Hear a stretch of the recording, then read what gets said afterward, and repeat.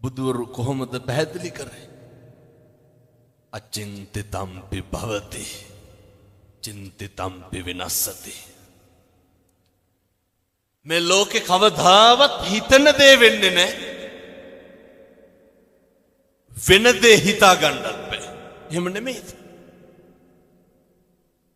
ඕක අපි දන්නවනේ. මොකක්ද අපි කියලා මේ ලෝකෙ වෙන්නේ? මේක හැම එකක්ම වෙනස් වෙනවා. නැද්ද? මොකක්ද වෙනස් වෙන්නේ නැත්තේ?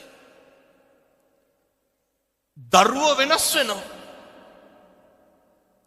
කියනවා නේද? බැඳ ගමන් පවුල් දෙදරනවා කියලා. එක මේකේ හැටි. තාහියත් නොනත්ති. හරි සනාතනයි. අපේ අතින් අපිට වතුර ටිකක් බොන්න බැරි දවසක් එනවා. එහෙම නෙමෙයිද? මොනවාද වෙනස් වෙන්නේ නැත්තේ? දරුවෝ වෙනස් වෙනවා. බිරිඳ වෙනස් වෙනවා. පෙම්වතා වෙනස් වෙනවා.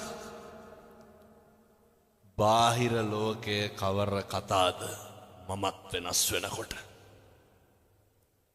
ඒ හින්දා කිසිම දෙයක් ගැන අධිතක්සේරුවෙන් ඉන්න එපා. අතීතං නානු සෝචන්ති නප්පජප්පන්ති නාගත පච්චුප්පන්නේන යාපෙන්ති. බුදුරු දේශනා කරේ. අතීතය ගැන හිතලා දුක් වෙන්න එපා. අතීතේ හිරකාරයෙක් වෙන්න නරකයි. ඔය මේ පින්නතුන්ගේ නැද්ද ජීවිතේ අතීතයට ගියොත් නිවැරදි කරන්න මොකක් හරි.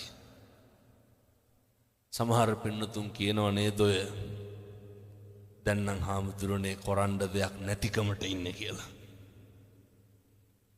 දරුවෝ හින්දා ඉන්නේ කියලා කියන්නේ අම්මලා සේරම ඔළුව වනනවා. ඒක ඇත්ත. අප්පිරිය වෙලා ඇති. තිත්ත වෙලා ඇති. හැබැයි කම්පානම් වෙන්න එපා.